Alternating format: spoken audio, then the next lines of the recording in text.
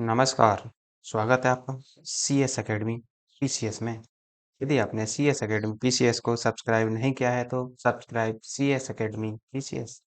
हम अपने देखो इसमें लेक्चर नंबर आज आपका ये 6 नहीं होगा, ये लेक्चर नंबर आपका 7 होगा आज। ये 6 लेक्चर आपके ऑलरेडी अपलोड कर दिए गए हैं यहाँ पर। तो ये आपका 7वां लेक्चर होगा और ये भी आपका क्या होगा कि उत्तर प्रदेश के भूगोल को ही लेकर होगा।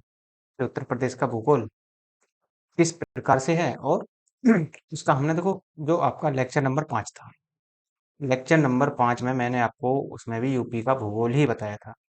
लेकिन भूगोल थोड़ा सा लेंथी है तो इसी वजह से इसको भी आज हम इसमें देखो इसमें भी कवर नहीं होगा क्योंकि दो एक वीडियो इसके और लगेंगे। जब जाकर ये आपका उत्तर प्रदेश का भूगोल खत्म होगा और उत्तर प्रदेश के भूगोल के खत्म होने के बाद में देखो उत्तर प्रदेश का करंट रह जाता है और उत्तर प्रदेश की प्रमुख योजनाएं रह जाती हैं इसके साथ साथ, और उत्तर प्रदेश की अर्थव्यवस्था रह जाती है बस। तो ये मान लेना कि लगभग आपका उत्तर प्रदेश स्पेशल जो है वो लगभग आधा तो फिनिश हो चुका है और आधा ही बचा है, तो उसको भी हम पूरा कर लेंगे। तो देखो ये जो वीडियो होगा ये वीडियो आपका पूरा यूपी पीएससी को डेडिकेटेड होगा और उसके बाद में आपका यूपी ट्रिपल एससी को, क्योंकि हम हाई लेवल से ही पढ़ रहे हैं तो इसलिए आपका यूपी पीएससी को ही हम ध्यान में रखकर यहाँ पर पढ़ रहे हैं। जैसे एग्जाम होते हैं यूपी पीएससी के आरओ का, एआरओ का होगा, बीओ का होगा, एलटी ग्रेड का है, पीसीएस का है, जीआईसी का है। तो ये जितने भी एग्जाम होंगे आगामी समय में ये उनके लिए यूजफुल होगा। और यूपी ट्रिपल एससी में जैसे आप देखते हैं पैट का होता है, जूनियर असिस्टेंट का होगा, जूनियर असिस्टेंट में 20 नंबर का वेटेज है, वीडियो का होगा, स्टाफ नर्स का होगा और फॉरेस्ट गार्ड का भी होगा। तो देखो इतने के लिए तो ये इम्पोर्टेंट होगा ही।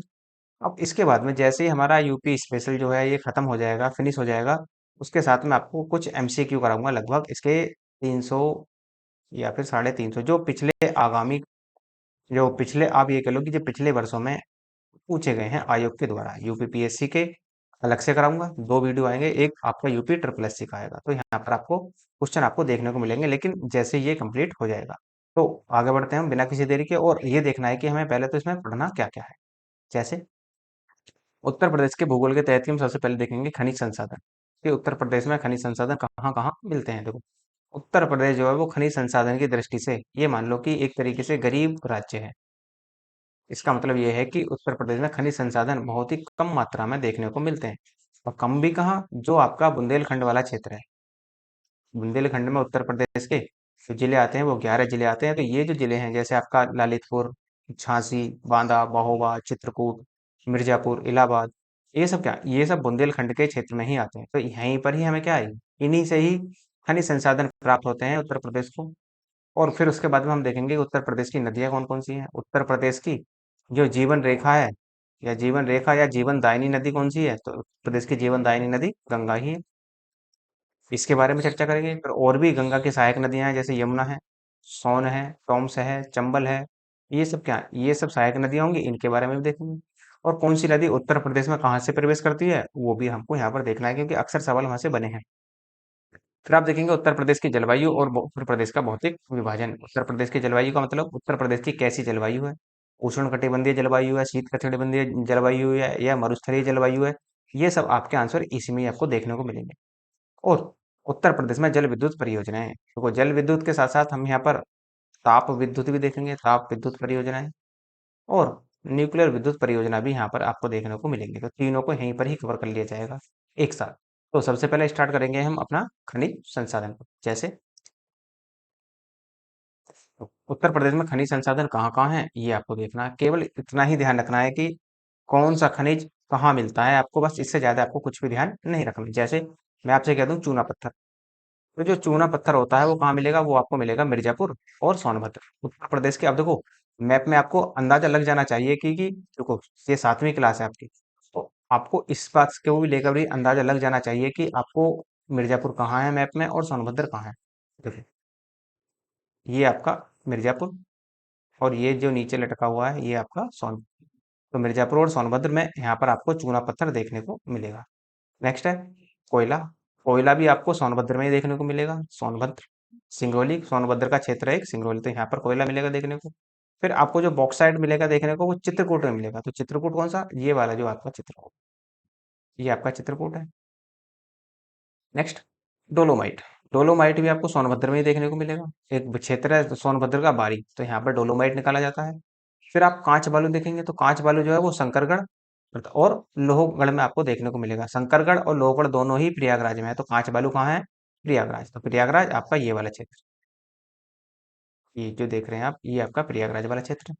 इसके साथ साथ आप देखेंगे पोटास लवण जो मिलता है, देखो पोटास लवण मिलेगा आपको प्रयागराज में भी देखने को, चंदौली में भी, झांसी में भी और सोनभद्र में भी। देखो सोनभद्र आपका ये रहा, चंदौली आपका ये रहा, ये आपका चंदौली। उसके साथ साथ चंदौली के बाद में आप झांसी देखेंगे तो झांसी आपका ये वाला क्षेत्र है।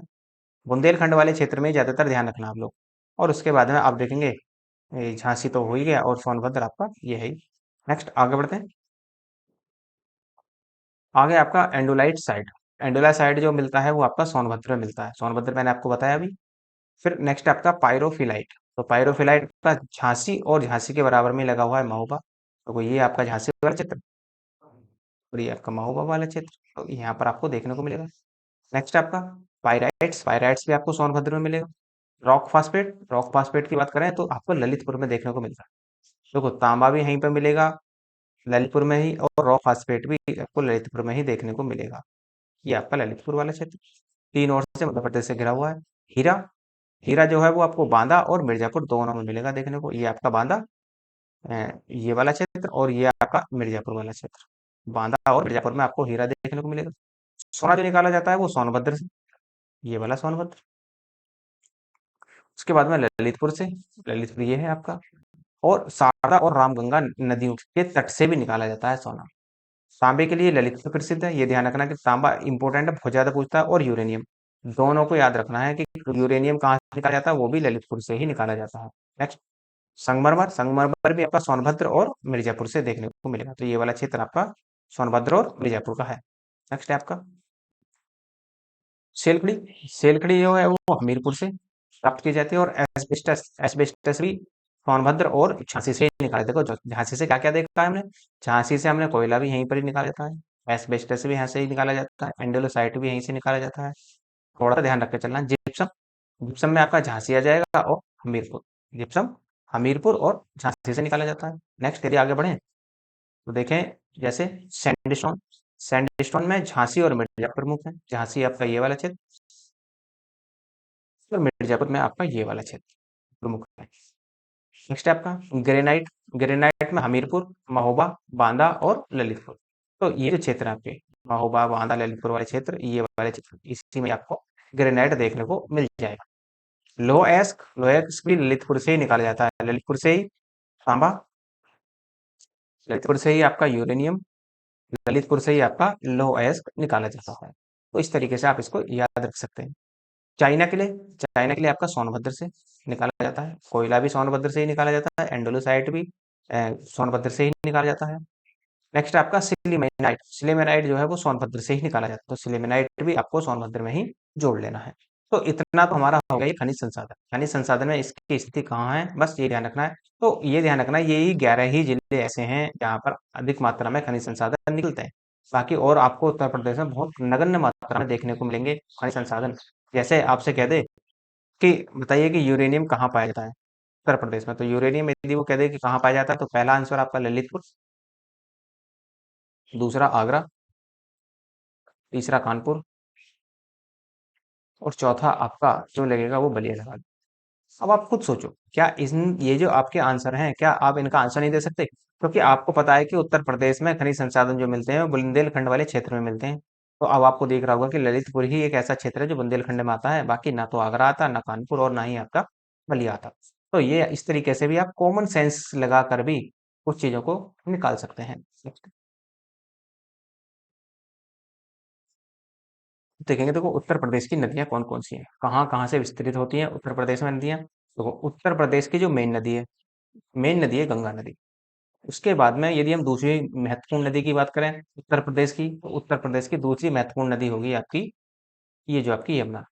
तो मेन दो ही याद रखनी है, लेकिन इनकी कुछ ट्रिब्यूटरी होती हैं, अर्थात इनकी कुछ सहायक नदियां भी होती हैं। तो कौन कौन सी सहायक नदियां हैं वो भी हमें यहाँ पर देखना है। और उसके बाद में इसको एक वन बाय वन करके सारी नदियों को पढ़ना भी है।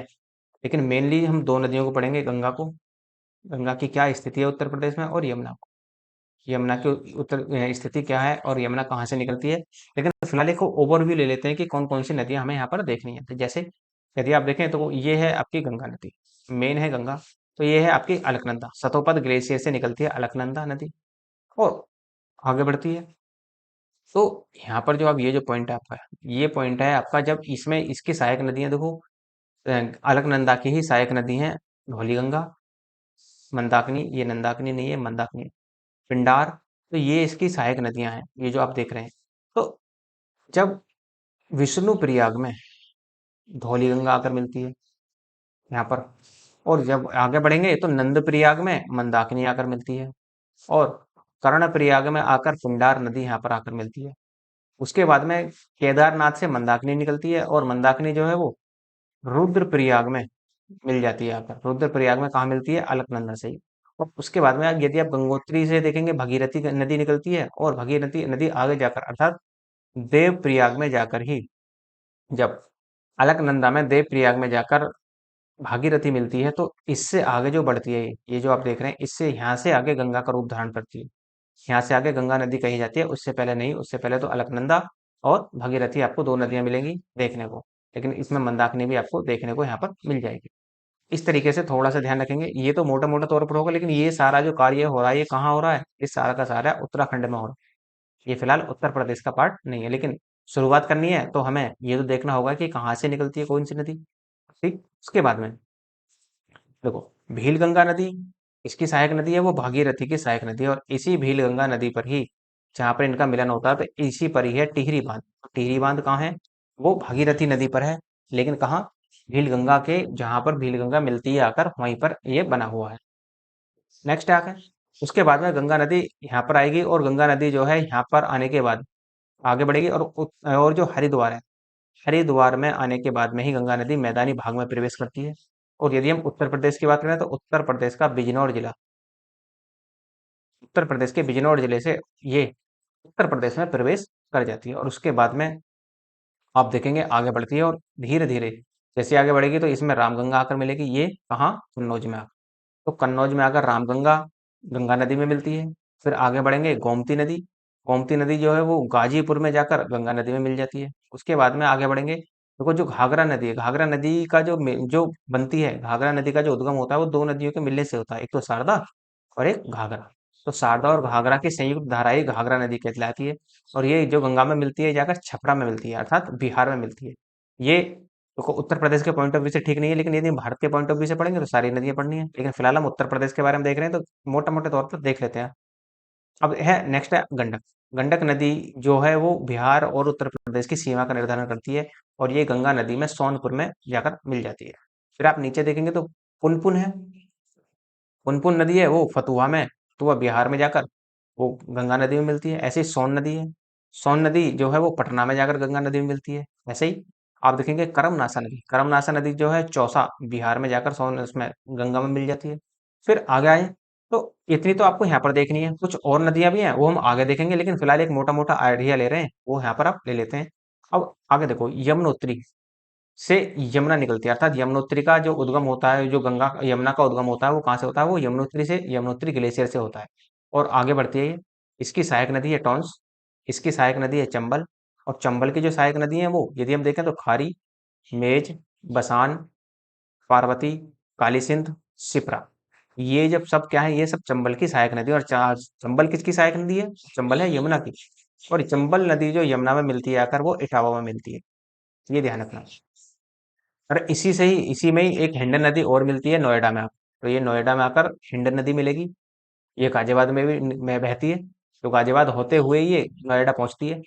उसके बाद में आगे बढ़ेंगे तो यमुना की ही सहायक नदी है सिंध, आगे जाकर यमुना में ही मिलती है। फिर बेतवा, फिर आप देखेंगे कैन, कैन नदी, और उसके बाद में ये जो दसान नदी है, ये दसान नदी गंगा की सहायक नदी नहीं है, ये गंगा की क्या है?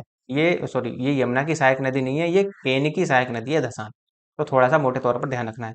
और यमुना नदी ही प्रयागराज में जाकर संगम बनाती है गंगा के साथ। तो ये मोटे तौर पर ध्यान रखना है, इतना आपको देखना है। और हम आगे बढ़ेंगे, देखो प्राकृतिक सीमा क्या क्या है, कौन कौन सी है उत्तर प्रदेश की? उत्तर प्रदेश की यदि हम प्राकृतिक सीमा को देखें, देखो उत्तर प्रदेश की सीमा का जो उत्तरी सीमा का जो निर्धारण होता है वो कौन करता है? वो शिवालिक, शिवालिक श्रेणी अर्थात हिमालय पर्वत, उत्तर में यदि आप यहाँ पर देखेंगे तो उत्तरी ये जो है शिवालिक श्रेणी में ही आता है। ये जो नेपाल वाला क्षेत्र है, उत्तरी सीमा में आपका शिवालिक देखने को मिलेगा। उत्तरी सीमा का निर्धारण शिवालिक, शिवालिक पर्वत है। उसके बाद में, और ये शिवालिक क्या है? शिवालिक जो है ये हिमालय का ही भाग है। जैसे आपने देखा होगा ना, ट्रांस हिमालय, लघु हिमालय, वृहद हिमालय, और फिर सबसे निचली श्रेणी जो है वो शिवा हिमालय की शिवालिक श्रेणी है। और यदि हम दक्षिणी सीमा को देखें तो दक्षिणी सीमा में देखें, ये जो आपका दक्षिणी क्षेत्र है ये वाला, इस क्षेत्र का निर्धारण करते हैं दो क्षेत्र। कौन कौन? एक तो क्षेत्र है आपका विंध्याचल पर्वत, विंध्याचल श्रेणी, विंध्याचल श्रेणी, और दूसरी आपकी यमुना नदी। तो दो यहाँ पर दक्षिणी क्षेत्र का निर्धारण करेंगे। फिर है पूर्वी सीमा का निर्धारण, तो वो पूर्वी सीमा का जो निर्धारण करती है वो गंडक नदी करती है यहाँ पर, ये गंडक नदी। नेक्स्ट है पश्चिमी सीमा का निर्धारण कौन करता है? देखो ये जो पश्चिमी सीमा है, ये पश्चिमी सीमा का निर्धारण करता है यमुना नदी। तो यमुना नदी जो है वो हरियाणा और उत्तर प्रदेश के बीच में सीमा का निर्धारण करती है। 4-5 पॉइंट यहाँ से भी याद रखने की, उत्तरी सीमा का निर्धारण शिवालिक, पश्चिमी सीमा का निर्धारण यमुना, दक्षिणी सीमा का निर्धारण विंध्याचल पर्वत और यमुना नदी, और जबकि पूर्वी सीमा का निर्धारण गंडक नदी करती है। नेक्स्ट आगे बढ़ेंगे। अब देखो नदी प्रवेश, कौन सी नदी कहाँ से प्रवेश करती है ये हम देख लेते हैं। जो आप यहाँ पर मैप देख रहे हैं, इसमें भी आपको सारी नदियां देखने को मिल जाएंगी। देखो मेन नदी क्या है? मेन नदी है गंगा। जो आप ये देख रहे हैं ये इसकी मेन ही नदी है, ये वाली गंगा नदी। और बाकी जो है वो इसकी सहायक नदियां आपको देखने को मिल जाएंगी। जैसे पूर्वी सीमा में क्या है? देखो गंडक नदी गंगा की सहायक नदी है, यह नेपाल से निकलती है। जो अभी आपको मैंने पीछे दिखाया था, तो जो ये नेपाल से निकलती है, यही गंडक नदी जो है ये सीमा का किसका निर्धारण करती है? ये यूपी की सीमा का यहाँ पर निर्धारण कर देती है। जो आपकी ये है गंडक नदी, ये वाला क्षेत्र। उसके बाद में यह वहां से प्रवेश करती है। ये ध्यान रखना है कि गंडक नदी उत्तर प्रदेश में कहाँ से? महाराजगंज से। तो उत्तर प्रदेश में गंडक नदी जो प्रवेश करती है, हालांकि निकलती नेपाल से है, उद्गम नेपाल से होता है, लेकिन महाराजगंज में, उत्तर प्रदेश के महाराजगंज में ये प्रवेश करती है उत्तर प्रदेश में। नेक्स्ट है शारदा नदी। शारदा नदी को हम काली नदी भी कहते हैं, और ये क्या है? नेपाल से निकलती है और पीलीभीत जिले में प्रवेश करती है। ये ध्यान रखना है मोटे तौर पर कि जो शारदा नदी है वो कहाँ से निकलती है? काली नदी जो है वो पीलीभीत में निकलती तो नेपाल से है, लेकिन जो प्रवेश करती है उत्तर प्रदेश में कहाँ से? वो पीलीभीत से प्रवेश करती है। नेक्स्ट है रामगंगा नदी। रामगंगा नदी की बात करें तो यह गंगा की सहायक नदी है, उत्तराखंड के वृहद हिमालय से निकलती है और बिजनौर के कालागढ़, तो बिजनौर कहाँ है आपका? बिजनौर है यहाँ पर। तो बिजनौर के कालागढ़, सॉरी बिजनौर है यहाँ पर, बिजनौर के कालागढ़ क्षेत्र में ये उत्तर प्रदेश में प्रवेश कर जाती है। नेक्स्ट है आपका गंगा नदी, यूपी की सबसे लंबी नदी है। इसके आसपास का क्षेत्र जो है बहुत ही उपजाऊ होता है। कारण क्या है? कारण यह है कि ये जो है यहाँ पर हर साल इसकी जो आसपास की मिट्टी है वो नहीं होती रहती है, अर्थात खादर। इसके आसपास की मिट्टी जो है वो खादर होती है, क्योंकि मान लो यदि कोई कोई भी नदी है, ये नदी है, नदी में बाढ़ आएगी तो जो आसपास का क्षेत्र है इसमें पानी भर जाएगा, और पानी जैसे ही बाढ़ खत्म होगी तो जो यहाँ पर मट्टी नदी अपने साथ लेकर आती है, गाद वगैरह, तो वो अपने आसपास क्षेत्र में बिछा देती है, और इसी को हम खादर वाला क्षेत्र कहते हैं। तो खादर वाले क्षेत्र में बाढ़ जो आती है वो अक्सर आती रहती है, और बाढ़ आना कभी कभी सही भी होता है और कभी कभी गलत भी। तो यहाँ पर तो क्या है, यदि हम देखें तो खादर का क्षेत्र बहुत ज्यादा उपजाऊ हो जाता है इसी वजह से। इसी कारण इसे यूपी की क्या कहते हैं? जीवन रेखा कहा जाता है। और यूपी में ही है, कहाँ से प्रवेश करती है? बिजनौर जिले से प्रवेश करती है। तो गंगा नदी के बारे में हमें बहुत कुछ देखना है, क्योंकि गंगा ही क्या है? जीवन रेखा है उत्तर प्रदेश की। आगे बढ़ते हैं लेकर इसको। देखो कौन सी नदी कहाँ से प्रवेश करती है ये देख लेते हैं, और उसके बाद में फिर हम वन बाई वन गंगा को पढ़ लेंगे और यमुना को पढ़ लेंगे। जैसे गंडक नदी, गंडक नदी जो है वो उत्तर प्रदेश में महाराजगंज से प्रवेश करती है। जो आप यहाँ पर देख रहे हैं ये आपका महाराजगंज वाला क्षेत्र। ये फिर काली या शारदा नदी पीलीभीत जिले से प्रवेश करती है, तो पीलीभीत जो है आपका ये वाला क्षेत्र है, पीलीभीत जिला। फिर आप रामगंगा नदी जो है वो बिजनौर के कालागढ़ नामक स्थान से प्रवेश होती है, तो ये आपका बिजनौर वाला क्षेत्र, ये बिजनौर। नेक्स्ट आगे बढ़ेंगे तो गंगा नदी बिजनौर से ही प्रवेश करती है, ये आपका बिजनौर है। यमुना नदी जो है वो सहारनपुर से प्रवेश करती है उत्तर प्रदेश में, सहारनपुर वाला क्षेत्र ये आपका सहारनपुर। चंबल नदी आगरा से प्रवेश करती है, आगरा कहाँ है? आगरा ये है जी आपका।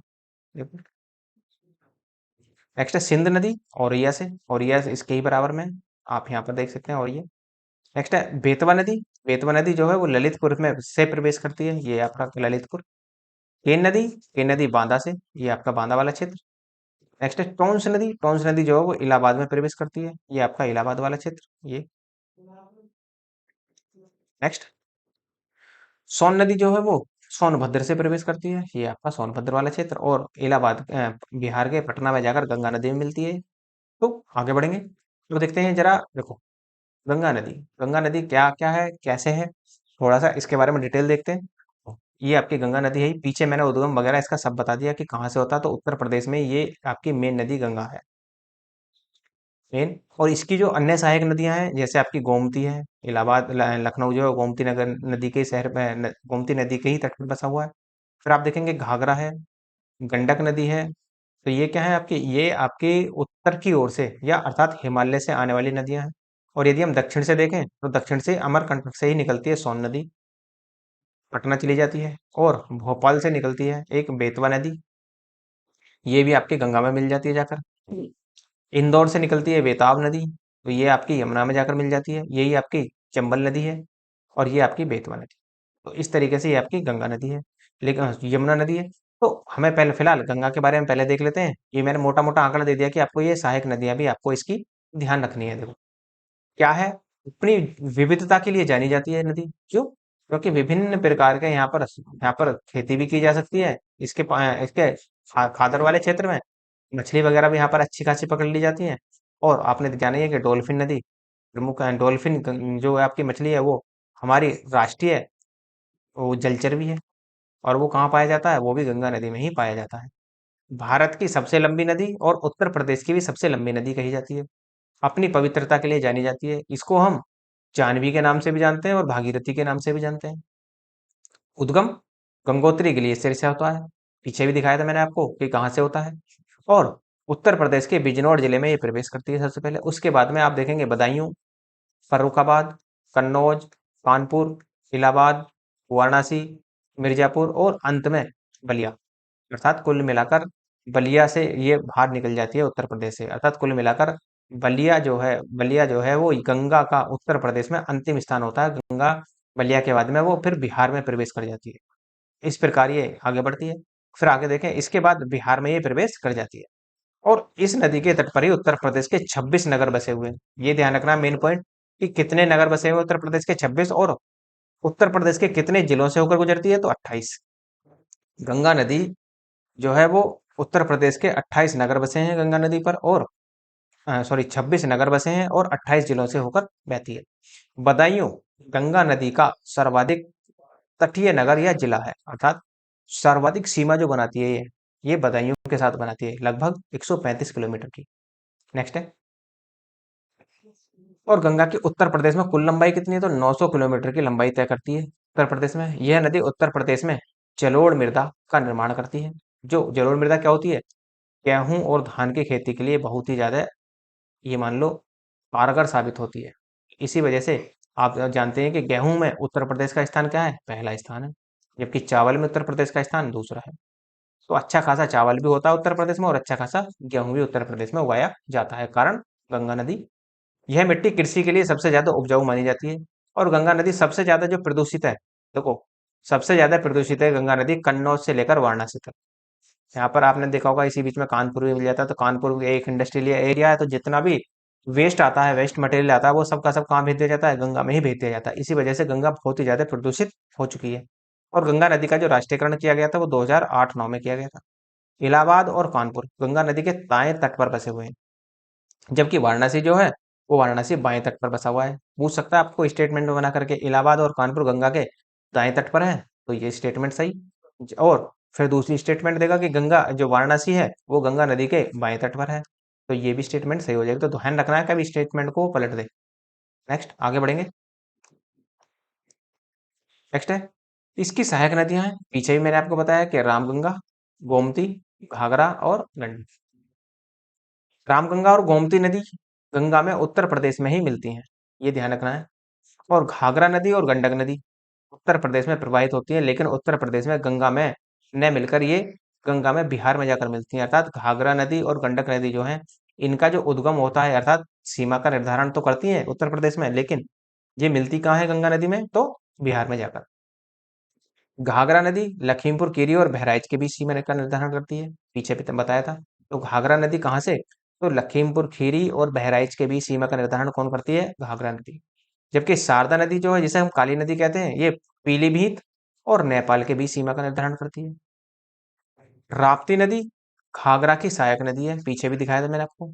गंगा की सबसे बड़ी सहायक नदी कौन सी है? यमुना, जो इलाहाबाद में आकर गंगा में मिल जाती है। नेक्स्ट, ये गंगा के दाएं तट पर आकर मिलती है। सोन नदी गंगा की सहायक नदी है, लेकिन गंगा में उत्तर प्रदेश में नहीं मिलती है। कहाँ मिलती है? ये बिहार के अर्थात पटना में जाकर मिलती है। बिहार की राजधानी पटना में जाकर ये गंगा नदी में मिल जाती है। इतने पॉइंट आपको गंगा नदी से संबंधित याद रखने होंगे। नेक्स्ट है, आगे बढ़ेंगे। नेक्स्ट है आपका यमुना नदी। देखो यमुना नदी का उद्गम पीछे ही बताया था कि ये जो यमुनोत्री ग्लेशियर है वहां से होता है यमुना का उद्गम। और धीरे धीरे इधर से सतोपत ग्लेशियर से अलकनंदा अर्थात गंगा, जो देव प्रयाग में आकर गंगा बनती है, ये आगे बढ़ती है और यही आगे बढ़ने के बाद में इसी में ही आकर इलाहाबाद में आकर ही गंगा में मिल जाती है कौन? यमुना नदी। अर्थात जो यमुना नदी है वो गंगा की सहायक नदी कहलाएगी। जैसे यदि आपसे कहा जाए कि उत्तराखंड के यमुनोत्री ग्लेशियर के बंदरपूछ नामक ग्लेशियर से ये निकलती है। उत्तर प्रदेश में कहाँ प्रवेश करती है? तो ये उत्तर प्रदेश में सहारनपुर जिले में प्रवेश करती है। इसके बाद ये फिर बागपत होते हुए, मथुरा होते हुए, वृंदावन, आगरा, बटेश्वर, इटावा, कालपी, हमीरपुर और इलाहाबाद में जाकर गंगा में मिल जाती है। अब ये देखो, ये आपको बताने वाली बात नहीं होनी चाहिए कि अब यदि आपसे पूछ ले कि इटावा जो है वो किस नदी के तट पर है, तो यमुना नदी के तट पर। तो ये ध्यान रखना है थोड़ा सा। ये भी आपको अंदाजा लग जाना चाहिए कि जो मैं आपको ये शहर बता रहा हूँ, जिसमें मैंने आपको 28 जिले में से कुछ उत्तर प्रदेश के नाम बताए, उत्तर प्रदेश के जिलों के नाम बताए थे कि कौन सा गंगा के किनारे है। तो वो आपको आपको बताने की आवश्यकता नहीं होनी चाहिए कि कौन सा शहर किस नदी के किनारे है, क्योंकि आपको खुद ही अंदाजा लग जाना चाहिए था कि ये तो शहर जो होंगे ये गंगा नदी के तट पर ही होंगे। तो आगे बढ़ेंगे। नदी उत्तर प्रदेश और हरियाणा के बीच सीमा का निर्धारण करती है। दिल्ली इसी नदी के तट पर बसा हुआ है, जो आपका यमुना है। और उत्तर प्रदेश के 19 जिलों से होकर बहती है, जबकि गंगा कितने से? 28 से। और ये उत्तर प्रदेश के 19 जिलों से बहती है और 10 नगरों से होकर बहती है। इसकी साफ सफाई करने के लिए नीदरलैंड्स के साथ समझौता किया गया है, अर्थात यमुना की साफ सफाई के लिए नीदरलैंड के साथ समझौता हुआ है। सबसे ज्यादा प्रदूषित नदी है ये। इसकी सहायक नदियां देखें तो आप चंबल, सिंध, बेतवा, कैन है। और चंबल नदी राजस्थान और मध्य प्रदेश के बीच सीमा का निर्धारण भी करती है। ये ध्यान रखना है। अब उत्तर प्रदेश की प्रमुख नदियां भी देख लेते हैं, उनकी लंबाई भी देख लेते हैं और उनका उद्गम स्थल भी देख लेते हैं। कभी कभी क्रम पूछ लेता है कि लगाइए क्रम से इनको। तो जैसे मैं आपसे कह दूं, गंगा नदी कहाँ से निकलती है? उत्तराखंड से। उद्गम उत्तराखंड से होता है। 25-25, जैसे 20-20 याद रखते हैं ना क्रिकेट को आप, इस तरह से 25-25 अर्थात 25-25 को याद रख लेना। यमुना नदी का उद्गम जो होता है वो उत्तराखंड से ही होता है। उत्तराखंड में भी यमुनोत्री ग्लेशियर के पास है बंदरपूछ, तो वहां से इसका उद्गम होता है। 1384 किलोमीटर की ये लंबाई है इसकी। घाघरा नदी तिब्बत से निकलती है, 1080 किलोमीटर की लंबाई है। चंबल नदी मध्य प्रदेश से आती है और 965 किलोमीटर की लंबाई है। सोन नदी मध्य प्रदेश से उद्गम होता है और 780 किलोमीटर की लंबाई है। रामगंगा नदी उत्तराखंड से उद्गम होता है, 696 किलोमीटर की लंबाई है। राप्ती नदी नेपाल से उद्गम होता है और 640 किलोमीटर की लंबाई है। गोमती नदी उत्तर प्रदेश में से ही इसका उत्तर प्रदेश में पीलीभीत झील, पीलीभीत जिले से उद्गम होता है। यहाँ फुलर झील है, यहाँ पर उत्तर प्रदेश के पीलीभीत जिले में ही है फुलहर झील, यहीं से इसका उद्गम होता है। तो 910 किलोमीटर की यात्रा करती है। और जो लखनऊ है, राज्य राजधानी क्षेत्र लखनऊ, वो गोमती नदी के तट पर ही बसा हुआ है। नेक्स्ट, आगे देखें तो केन नदी का उद्गम जो है वो मध्य प्रदेश से होता है, 427 किलोमीटर की यात्रा तय करती है। कौन सी नदी का उद्गम मध्य प्रदेश से होता है? 264 किलोमीटर की यात्रा तय करती है। शारदा नदी का उद्गम उत्तराखंड से होता है और 350 किलोमीटर की यात्रा तय करती है। नेक्स्ट, आगे बढ़ जाओ। ये तो हो गए नदियों के बारे में। अब जरा हम आगे देखेंगे इनके बारे में। उत्तर प्रदेश की जलवायु कैसी है और भौतिक विभाजन किस प्रकार से हुआ है? यदि मैं आपसे कहूं कि उत्तर प्रदेश का उत्तर में कौन है? नेपाल लगा हुआ है और उत्तराखंड है। ये वाला जो क्षेत्र उत्तर में है, यहाँ पर तो नेपाल है और यहाँ पर आप देखेंगे तो उत्तराखंड लगा हुआ है। तो जो उत्तर प्रदेश का जो उत्तरी भाग है वो तराई भाग के नाम से जाना जाता है। ये जो आप देख रहे हैं, ये ग्रीन कलर में देख रहे हैं ना, और इस तराई भाग के क्षेत्र में कौन आता है? आपका बिजनौर, मुरादाबाद, रामपुर, बरेली, पीलीभीत, लखीमपुर खीरी, बहराइच, श्रावस्ती, बलरामपुर, सिद्धार्थनगर, महाराजगंज, कुशीनगर, बस्ती, गोंडा, ये सब कहाँ है? और आपका गोरखपुर वाला क्षेत्र, संत कबीर नगर, देवरिया, तो ये सारे के सारा क्षेत्र जो है उत्तर प्रदेश का उत्तरी क्षेत्र जो है, ये आपका उत्तरी भाग में उत्तरी तराई क्षेत्र में आता है। ये ध्यान रखना है। और फिर जो गंगा के आसपास का क्षेत्र है, गंगा नदी इसी तरह से बहती है। तो जो गंगा का आसपास का जो क्षेत्र है वो आपका मैदानी भाग के नाम से जाना जाता है। और यदि आप बुंदेलखंड वाले क्षेत्र को देखें तो बुंदेलखंड वाला जो क्षेत्र है, ये दक्षिण वाला जो क्षेत्र है उत्तर प्रदेश का, ये वाला, ये एक पहाड़ी और पठारी क्षेत्र के नाम से जाना जाता है। क्योंकि ये जो क्षेत्र है ना, ये वाला, ये आप क्षेत्र देख रहे हैं, ये कहीं ना कहीं प्रायद्वीपीय भारत का ही भाग है। तो इसी वजह से ये पहाड़ी भी और पठारी क्षेत्र भी आपको देखने को मिलेगा। इसी तराई वाले क्षेत्र में क्या होता है, देखो यहाँ पर बीमारियां बहुत ज्यादा होती हैं, क्योंकि तराई रहती है यहाँ पर। तो जो जीव जंतु होते हैं, जीवाणु वगैरह, और कुल मिलाकर अपनी जैव विविधता के लिए जाना जाता है। तो बीमारियां सबसे ज्यादा होती हैं। आपने देखा होगा मच्छर जो होते हैं यहाँ पर, मच्छर भी मक्खी के बराबर के होते हैं, इतने मोटे मोटे मच्छर आपको देखने को मिलेंगे। तो ये एक तरीके से बीमारी का गढ़ माना जाता है यहाँ पर। तो देख लेते हैं क्या क्या है इसके बारे में। देखो, जो इसकी सीमा जो है उत्तराखंड और नेपाल से लगी हुई है। वहां पर शिवालिक के ठीक दक्षिण में भाबर का क्षेत्र पाया जाता है। देखो, कई क्षेत्र होते हैं आपका, भाबर, बांगर, खादर, ये वाले क्षेत्र आपको देखने को मिलेंगे। और भाबर वाले क्षेत्र में क्या होती हैं, नदियां अपने साथ बड़े बड़े शिलाखंडों को लाती हैं, अर्थात ये बड़े बड़े शिलाखंडों का क्षेत्र होता है।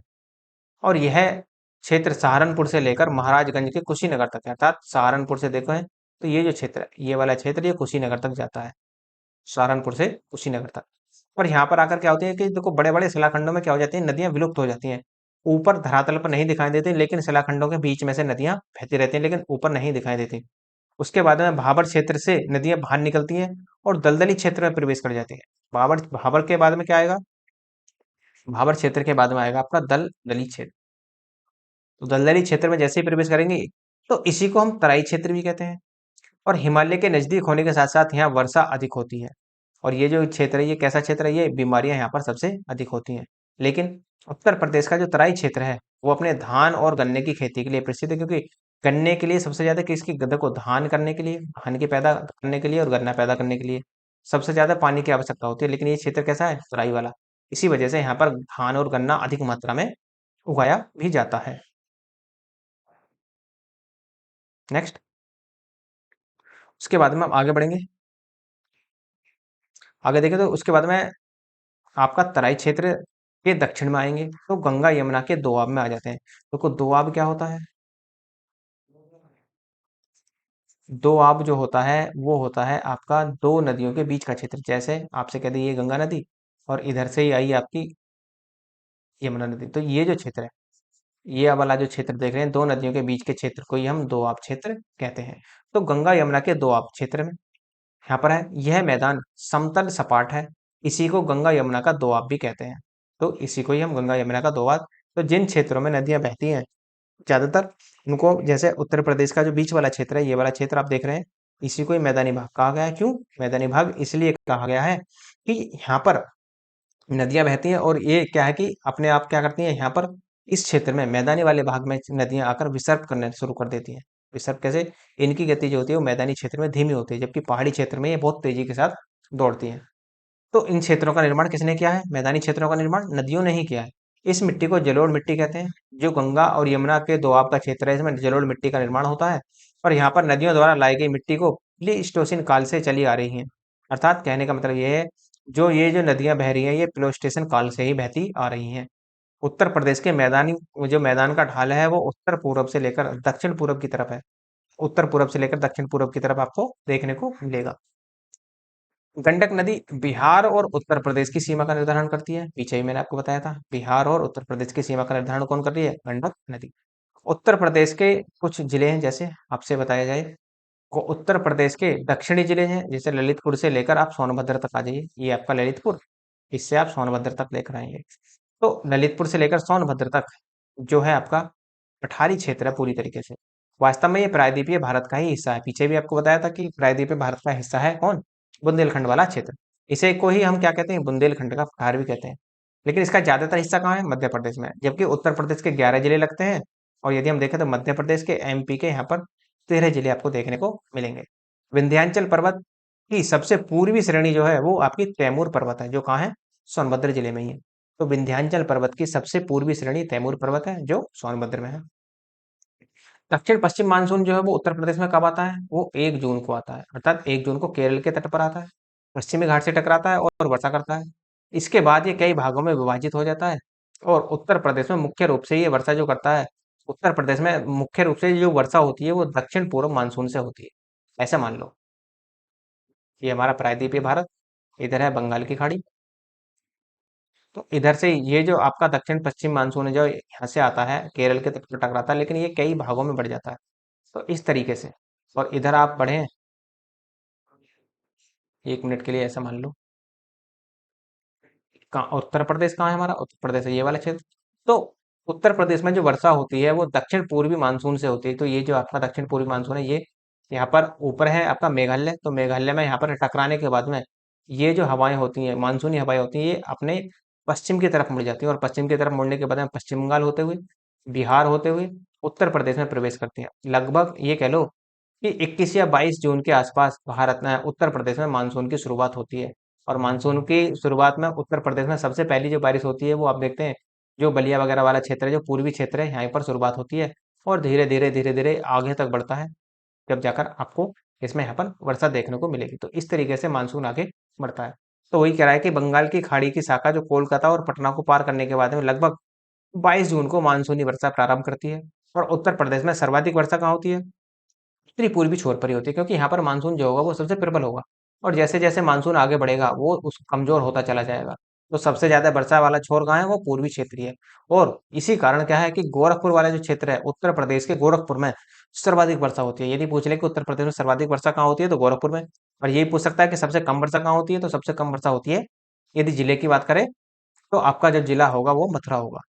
लेकिन यदि सबसे कम वर्षा वैसे देखें तो बुंदेलखंड वाले क्षेत्र में सबसे कम वर्षा आपको देखने को मिलेगी।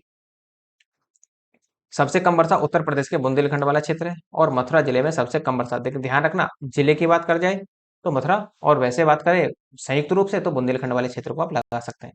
अब नेक्स्ट देख सकते हैं आप इसमें उत्तर प्रदेश की जल विद्युत परियोजनाएं कौन कौन सी कहाँ है। तो उत्तर प्रदेश की जल विद्युत परियोजनाओं को देख लेते हैं। देखो, ये जल विद्युत परियोजनाएं हैं, कौन सी नदी पर है और स्थल कहाँ है इनका, ये ध्यान रखना है बस। इतना ही पूछता है आपसे। जैसे मैं आपसे कहता हूँ खारा जल विद्युत परियोजना कहाँ है, ये असन नदी पर है। कहाँ है? सहारनपुर में। तो ये आपका सहारनपुर वाला क्षेत्र, खारा जल विद्युत परियोजना असन नदी पर। माता टीला जल विद्युत परियोजना बेतवा नदी पर है, ललितपुर में है। तो ये आपका ललितपुर वाला क्षेत्र है। उसके बाद में निर्गजनी और पित्रोरा जल विद्युत परियोजनाएं जो है वो गंगा नदी पर है, और कहाँ? मुजफ्फरनगर। ये आपका मुजफ्फरनगर वाला क्षेत्र, ये जो आप देख रहे हैं। सलवा और भोला जल विद्युत परियोजना जो है ऊपरी गंगा नहर में है, मेरठ में है। ओबरा जो है, ओबरा जल विद्युत परियोजना रिहंद नदी पर है, सोनभद्र में है। ये आपका सोनभद्र वाला क्षेत्र, ओबरा। सोनभद्र में जो आपका न्यूक्लियर रिएक्टर बनने वाला है, न्यूक्लियर ताप विद्युत यहाँ पर बनाई जाएगी, वो हम आगे भी देखेंगे इसमें। राजघाट, राजघाट जल विद्युत परियोजना वो भी बेतवा नदी पर है और ललितपुर में है, यही आपका ललितपुर। रिहंद जल विद्युत परियोजना रिहंद नदी पर ही है और सोनभद्र में है। तो दो आपकी जल विद्युत परियोजनाएं कहाँ है? सोनभद्र में। कौन कौन सी? एक तो आपकी रिहंद और एक ओबरा। नेक्स्ट आगे बढ़ेंगे। बेलका और बाबेल जल विद्युत परियोजना जो है वो पूर्वी यमुना नहर पर है, कहाँ? सहारनपुर में। शीतला, शीतला जो है, शीतला जल विद्युत परियोजना वो बेतवा नदी पर है, झांसी में है। नेक्स्ट आपकी यहाँ पर आप देख सकते हैं कौन कौन सी है। पीछे भी मैंने आपको बताया, तो बिजनौर में भी आपने देखा रामगंगा नदी पर राम काठी बांध बना हुआ है, तो यहीं पर ही जल विद्युत परियोजना का विकास है। ऐसे लखीमपुर खीरी में देखें, शारदा जल विद्युत परियोजना है, शारदा नदी पर है और बनवासा है। उत्तराखंड और नेपाल की सीमा पर है ये पूरी तरीके से। उसके बाद में आप देखेंगे यहाँ पर महाराजगंज, कुशीनगर, गोरखपुर, देवरिया, यहाँ पर आपको गंडक परियोजना मिलेंगी। ये तो गंडक परियोजना से कौन से राज्य जिले हैं उत्तर प्रदेश से जो लाभान्वित होते हैं? ये देखो, गंडक परियोजना जो है ये नेपाल और बिहार और उत्तर प्रदेश की संयुक्त परियोजना है। तो इसी वजह से उत्तर प्रदेश के ये जिले लाभान्वित होते हैं गंडक परियोजना से। फिर आप देखेंगे मथुरा में गोकुल बैराज परियोजना यमुना नदी पर है। उसके बाद में आप आगे बढ़े, देखें, देखो बेतवा नदी पर ही है माता टीला बांध। तो यहाँ पर पथरई बांध भी है, और पथरई और सुखनाई नदी पर ये यहाँ पर बांध बने हुए हैं। नेक्स्ट आपके ललितपुर में देखें तो राजघाट बांध परियोजना यहीं पर ही है, बेतवा नदी पर ही। तो यहीं पर ही जल विद्युत परियोजना का भी विकास अच्छा खासा हुआ है। और यदि मैं आपसे कहूँ कि महोबा में जो है वो अर्जुन बांध है, अर्जुन नदी पर है, तो यहाँ भी जल विद्युत परियोजना बनी हुई है। मोदहा बांध जो है वो आपका ये आप देख रहे हैं क्षेत्र हमीरपुर वाला। तो हमीरपुर में क्या है? हमीरपुर में मोदहा बांध है, और किस नदी पर है? बिरमा नदी पर है। तो मोदहा बांध मोदहा जल विद्युत परियोजना के लिए ही यहाँ पर प्रसिद्ध है। ऐसे आप मिर्जापुर में देखें तो मिर्जापुर वाला क्षेत्र में मेजा जलाशय बांध है बेला नदी पर, तो मेजा जल विद्युत परियोजना कहाँ है, वो भी आपकी मिर्जापुर में। ऐसे सोनभद्र में मैंने आपको बताया कि गोविंद बल्लभ पंत सागर झील है यहाँ पर, और यहाँ पर प्रमुख जलाशय कौन है, रिहंद नदी पर। और यहाँ पर जो आपको पीछे भी बताया मैंने ओबरा जल विद्युत परियोजना है। नेक्स्ट आपका, यदि हम यहाँ पर देखें चंदौली में, तो चंदौली में है मुंसा खंड बांध। तो मुंसा खंड बांध किसका, उत्तर प्रदेश और बिहार की संयुक्त परियोजना है, करमनासा नदी पर है। और मुंसा जल विद्युत परियोजना आपकी कहाँ मिलेगी, आपको देखने में चंदौली में ही आपको मिलेगी। नेक्स्ट, कुछ नदी उत्तर प्रदेश की नदी जल विद्युत परियोजना है, कैसे मैं आपसे कह दूं। खेरी, पीछे ही मैंने आपको बताया सहारनपुर में, ये वाला क्षेत्र है आपका। माधव प्रथम पीलीभीत है, देखो क्षमता याद रखना चाहें रख सकते हैं, मतलब छोड़ सकते हैं इसको। तो पीलीभीत में आपका ये है। उसके बाद में माधव द्वितीय जो है, देखो ध्यान रखना, माधव प्रथम है पीलीभीत में, जबकि माधव द्वितीय है शाहजहांपुर में। और शाहजहांपुर वाला क्षेत्र जो आप देखते हैं वो आपका ये वाला क्षेत्र, नहीं ये नहीं, सॉरी, ये वाला क्षेत्र आपका शाहजहांपुर वाला। नाहिल जो है, नाहिल भी शाहजहांपुर में ही है। रामगंगा बिजनौर में है, ये आपका बिजनौर वाला क्षेत्र। फिर आप देखेंगे बाणसागर प्रथम, ये मिर्जापुर में है, ये आपका मिर्जापुर। बाणसागर द्वितीय भी मिर्जापुर में है, देखो बाणसागर प्रथम और बाणसागर द्वितीय मिर्जापुर में, लेकिन माधव प्रथम और माधव द्वितीय ये दोनों एक जगह नहीं है, जबकि माधव प्रथम पीलीभीत में है और माधव द्वितीय जो है आपका शाहजहां में आपको देखने को मिलेगा। नेक्स्ट है आपका केन शाखा प्रथम बांदा में है, और केन शाखा द्वितीय है वो भी बांदा में ही मिलेगी। पंदरान ललितपुर में है, और करमनासा जो है वो करमनासा आपको देखने को मिलेगी चंदौली में। शारदा सागर पीलीभीत में है, टुंडा पीलीभीत में है ये भी, मलकपुर रेहनी सहारनपुर में है, और मेजा जो है ये आपका मिर्जापुर में है। अब आगे बढ़ते हैं और देखते हैं कि ताप विद्युत परियोजनाएं कौन कौन सी है उत्तर प्रदेश की। उत्तर प्रदेश की ताप विद्युत परियोजनाएं कौन कौन सी है, देखो ताप से कैसे, अर्थात विद्युत वगैरह से जो बनाई जाती है, तो कोयले से जो बनाई जाती है, कोयले से जो विद्युत बनाई जाती है वो ताप विद्युत परियोजनाएं होती हैं। जैसे आपसे कह दिया जाए कि सिंगरौली, सिंगरौली कहाँ है, सोनभद्र में, सोनभद्र आपका ये वाला क्षेत्र, ये एक कोयले से निर्मित है। रिहंद, रिहंद भी कहाँ है आपका, सोनभद्र में ही है। दादरी एनटीपीसी जो है, एनटीपीसी वाला national thermal power corporation, NTPC की स्थापना 1975 में हुई थी, मुख्यालय इसका नई दिल्ली में है। तो दादरी में ही है आपका एनटीपीसी, तो गौतम बुद्ध नगर में है दादरी। ऊंचाहार, ऊंचाहार रायबरेली में आता है। सांडा ताप विद्युत परियोजना अंबेडकर नगर और औरैया में है। और उत्तर प्रदेश में विद्युत उत्पादन निगम द्वारा निर्मित जो है वो है अनपरा, ये भी आपका सोनभद्र में। ओबरा, ये भी आपका सोनभद्र में। और हरदुआगंज जो है ये आपका अलीगढ़ में देखने को मिलेगा। पनकी कानपुर में देखने को मिलेगी। और पारीचा जो है वो आपका झांसी में देखने को मिलेगा। और यदि मैं परमाणु संयंत्र की बात करूं तो उत्तर प्रदेश का एकमात्र परमाणु संयंत्र जो है वो आपका नरोरा में, जो 220 मेगावाट का। नरोरा कहाँ है आपका, बुलंदशहर में। देखो, ये तो हो जाता है आपका उत्तर प्रदेश का भूगोल। ध्यान रखना उत्तर प्रदेश का भूगोल अभी समाप्त नहीं हुआ है, अभी इसमें बहुत कुछ है और अभी हमें बहुत कुछ पढ़ना भी है। तो यदि आपको देखो लेक्चर की पीडीएफ की आवश्यकता हो कि रिवीजन के लिए पीडीएफ होनी चाहिए, टेलीग्राम का लिंक दिया हुआ है, टेलीग्राम का लिंक डिस्क्रिप्शन में दिया हुआ है, वहां से आप टेलीग्राम ज्वाइन कर सकते हैं और वहां से आप पीडीएफ डाउनलोड कर सकते हैं। ऑलरेडी वहां पर आपको सारी पीडीएफ लगभग अपलोड कर दी गई है, आप एक बार देख लेना जाकर वहां पर। और यदि आपको कोई भी क्वेरी हो, किसी भी प्रकार की कोई भी समस्या हो, तो आप कमेंट के माध्यम से बता सकते हैं। और यदि आप कमेंट नहीं करना चाहते तो मेल के माध्यम से बता सकते हैं, मेल का लिंक भी आपको डिस्क्रिप्शन में मिल जाएगा। और यदि आपको किसी भी प्रकार के नोट्स की आवश्यकता हो, जैसे ROAR के प्री और मेंस के लिए, बीओ के लिए भी प्री और मेंस के लिए, यूपीपीसीएस प्री और मेंस के लिए, और यूजीसी नेट में ओनली हिस्ट्री के लिए, या फिर आपको किसी हिंदी के नोट्स की आवश्यकता हो, तो आप मेल के माध्यम से बता सकते हैं, तो वहाँ भी आपकी समस्या का समाधान कर दिया जाएगा। और यदि आपको लगता है लेक्चर अच्छा है तो लाइक कीजिए, शेयर कीजिए, सब्सक्राइब करना ना भूलें। धन्यवाद।